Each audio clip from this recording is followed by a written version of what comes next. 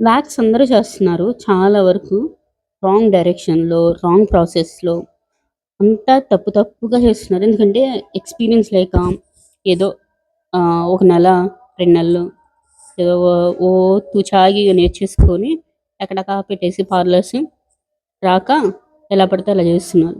So, ఈ వీడియోలో process అయితే నేను కంప్లీట్‌గా చెప్పడం జరుగుతుంది. మేము వాడుతున్న ప్రొడక్ట్ వచ్చేటప్పటికి రీకా వ్యాక్స్. ఏ వ్యాక్స్‌కైనా ప్రాసెస్ ఒకటే. ఫస్ట్ అప్లికేషన్ అయితే పైనుండి చేస్తాము. పైనుండి కింద వరకు తీసుకొస్తాము. అది కూడా మనం స్ట్రిప్‌లో సగం వరకు వచ్చేలాగే పెడతామనమాట. ఒకేసారి పొడవుగా లాగితే స్కిన్ లూజ్ అయిపోతుంది. అలాగే ర్యాషెస్ వస్తాయి. సో, హాఫ్ స్ట్రిప్‌కి సరిపోయేటట్లా అప్లై చేసి జస్ట్ వన్ టైమే రబ్ చేస్తాము. సెకండ్ టైంకి పుల్ చేసేస్తాం. సో, అది ప్రాసెస్. అది పైనుండి కిందకి స్టెప్ బై స్టెప్‌లో పెట్టుకుంటూ వస్తామనమాట. చాలా వీడియోస్‌లో ఏం చేస్తారు అంటే కింద నుండి అప్లై చేసేస్తారు. పొడవుగా అప్లై చేసేస్తారు. అనీవెన్‌గా అప్లై చేసేస్తారు. అట్లా కాదు. ఒక ప్రాసెస్‌గా చేయాలి. ఒక పద్ధతిగా చేయాలి. అలాగే రబ్ చేసేయకూడదు. చాలా లైట్‌గా రబ్ చేయాలి. పుల్ చేసేటప్పుడు కూడా స్కిన్ పట్టుకొని పుల్ చేయాలి.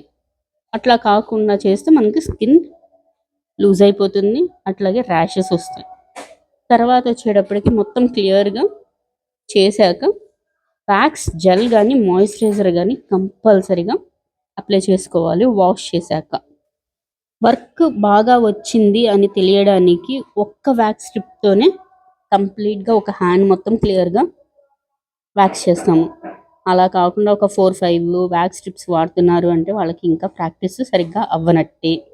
ఇంత క్లియర్గా చెప్పడానికి కారణం ఏంటంటే రాని వాళ్ళ దగ్గరికి వెళ్ళి వేలకి వెళ్ళి ఇచ్చి మీ స్కిన్ని చాలా వరకు ప్రాబ్లం చేసుకుంటున్నారు. ఇలా లేకుండా ఉండడానికే క్లియర్గా చెప్పడం జరుగుతుంది. ఈ వీడియో మీకు నచ్చిందంటే లైక్ చేయండి అండ్ సబ్స్క్రైబ్ చేయండి.